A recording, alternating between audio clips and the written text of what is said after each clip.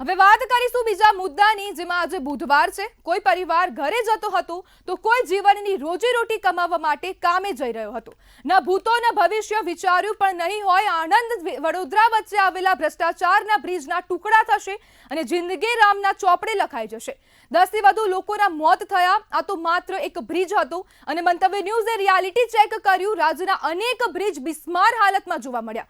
રામ ભરોસે ચાલતા તંત્રની ફરીવાર પોલ ખુલી. ત્યારે અંબાજી હાઈવે પર આવેલા ઉમરદસી બ્રિજ જર્જરિત હાલતમાં જોવા મળ્યો.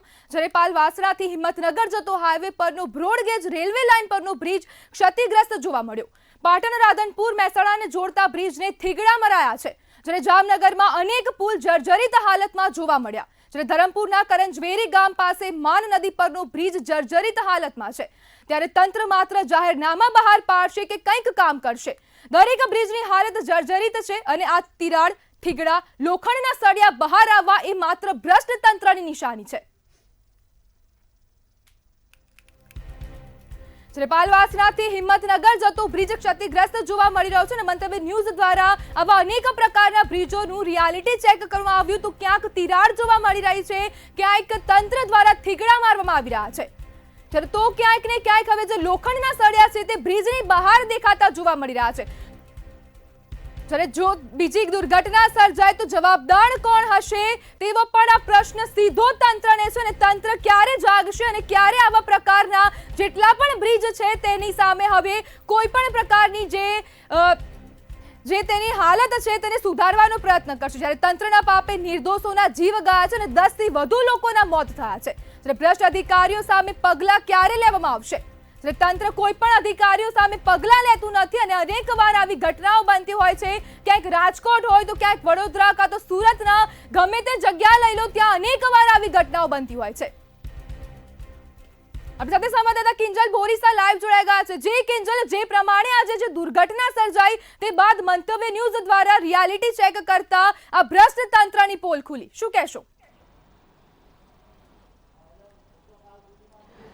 જી, રાજ્યમાં આજે જે વહેલી સવારે એક દુર્ઘટના બની. ગંભીરા જે પુલ છે આણંદ અને વડોદરાને જોડતો, તે પત્તાની જેમ જ તૂટી ગયો. અમુક જ સેકન્ડોમાં આ પુલ છે તેનો અમુક ભાગ જે નીચેથી વહેતી જે મહીસાગર નદીમાં ધરાશાયી થયો અને ધરાશાયી થતાની સાથે જ જે 12 જેટલી જિંદગીઓ છે તે પણ તેમાં હોમાઈ ગઈ. પરંતુ તંત્રના પાપે આ બ્રિજ છે તે તૂટી પડ્યો. કારણ કે સ્થાનિકો દ્વારા કેટલીય વખત જે રજૂઆત છે તે કરવામાં આવી હતી, કારણ કે આખો બ્રિજ છે તે જર્જરિત થઈ ચૂક્યો હતો અને તેને જ લઈને અવારનવાર જે સ્થાનિક આગેવાનોની સાથે સાથે અધિકારીઓ પણ ત્યાં નિરીક્ષણ કરવા પહોંચ્યા હતા. અધિકારીઓ દ્વારા પણ જે રિપોર્ટ છે તે બનાવવામાં આવ્યો હતો, પરંતુ જે તંત્ર દ્વારા કોઈ પણ પ્રકારનું જે સમારકામ છે તે કરવામાં નહોતું આવ્યું અને તેની જ બેદરકારીને કારણે આજે આ બ્રિજ છે તે તૂટી પડ્યો. અને આ બ્રિજ તૂટતાની સાથે જ હવે રાજ્યના અન્ય કેટલાક એવા બ્રિજો છે જે પણ ખખડધજ હાલતમાં છે.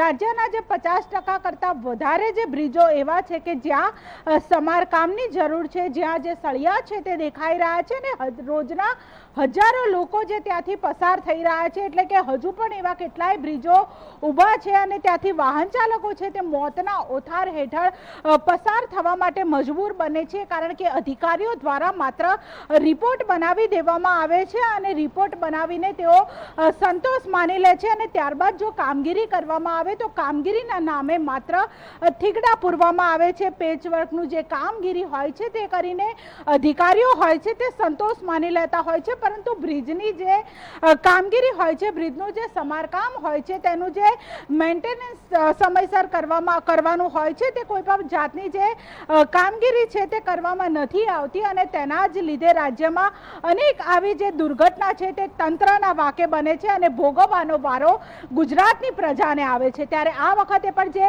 12 જેટલા જે નિર્દોષોનો જીવ ગયો છે અને ત્યારે હવે તંત્ર છે તે ફોટા પડાવવા માટે સામે આવ્યું છે અને હવે નિરીક્ષણના નામે જે ખોટા જે નાટકો છે તે કરવામાં આવશે, ખોટી તપાસ વિકાસના ધમધમાટ છે તે કરવામાં આવશે, પરંતુ સરકાર પણ ક્યાં સુધી આવા નાટકો કરશે તે સૌથી મોટો સવાલ છે. કારણ કે ગુજરાતમાં અનેક એવી ઘટનાઓ બની ચૂકી છે અને જેમાં નિર્દોષોના ભોગ ગયા છે. જ્યારે હવે એવું લાગી રહ્યું છે કે ગુજરાતના લોકો જાણે ક્યાંય ફરવા જાય તો પણ તેમને મોત મળે, ક્યાંક રસ્તે નીકળે તો પણ તેમને મોત મળે, ક્યાંક બોટમાં બેસે તો પણ તેમને મોત મળે, ક્યાંક ગેમ ઝોનમાં જાય તો પણ તેમણે આગમાં હોમાઈ જાય. એટલે ગુજરાતના લોકો જાય તો જાય ક્યાં તે સૌથી મોટો સવાલ છે. કારણ કે દરેક જગ્યાએ અત્યારે મોત છે તે લોકોના માથે ભમી રહ્યું છે અને તેમાં લોકોનો કોઈ વાંક નથી. કારણ કે લોકો છે તે ટેક્સ ભરી રહ્યા છે, પ્રજા ટેક્સ આપે છે, પરંતુ તેની સામે માત્ર વિકાસની મોટી મોટી વાતો કરવામાં આવે છે, પરંતુ વિકાસ તો કેવો વિકાસ મળે છે?